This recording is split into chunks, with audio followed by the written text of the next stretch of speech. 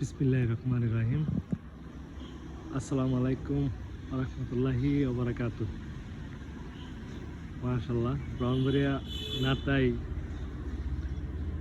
ঈদগাহ ময়দান, বড় মসজিদের দুনো পাশে গুরুস্থান। এই যে ডাইন পাশে একটা গুরুস্থান, বাম পাশে আরেকটা গুরুস্থান। আমরা গুরুস্থানের পাশ দিয়ে যাওয়ার সময় বেশি কবরবাসীকে সালাম দিয়ে যাবো, আসসালামু আলাইকুম ইয়ালাল কবর। আমি ব্রাহ্মণবাড়িয়ার মানবতা ফিরিওয়ালা শাহিদ মিয়া নাটাই। আমি প্রায় সময় ভিডিও বানিয়ে থাকি। এখন আসছি আমার আব্বার কবর জিয়ারত করার জন্য, প্লাস একটা গাছ নিয়ে আসছি। প্রত্যেক দিন দোকান থেকে যাওয়ার সময় আমার আব্বুর কবরের মতো এসে কবর জিয়ারত করা যায়। আল্লাহ তাআলা যেন আমার আব্বুরে ভুল ত্রুটি ক্ষমা করে জান্নাতুল ফেরদৌস দান করেন। সবাই আমার আব্বুর জন্য দোয়া করবেন। আমার আব্বা মারা গেছে অলরেডি, আজকে 4 মাস হয়ে গেছে, 4 মাস প্লাস হবে, প্রায় 4 মাসের বেশি, 2-3 দিন বেশি হয়ে গেছে।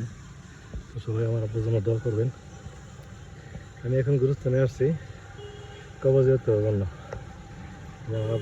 অনেক কবরস্থান, আমরা সকলেই যেন গুরুস্থানে সপ্তাহে অন্তত একটা দিন আসি, আইসা কবর জিয়ারত করি।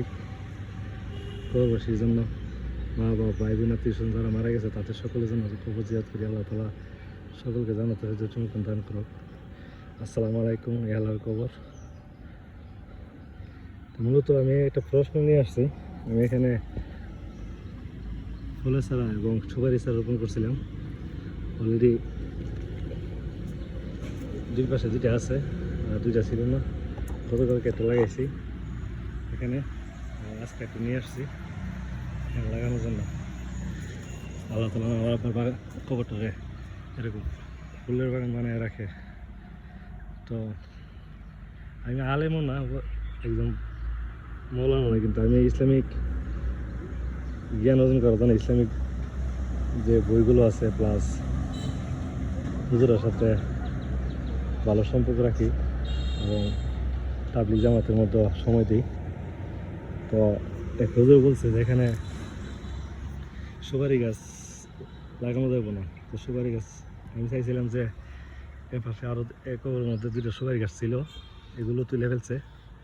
হ্যাঁ, তো এরা দেখা দেখে আমি ওখানে সুপারি গাছ লাগাইছিলাম, তো গাছগুলো তুলে ফেলাই দিছে। তো আমাকে বলো নাই, এর আগে আমাকে একজন বলছিল যে সুপারি গাছ নাকি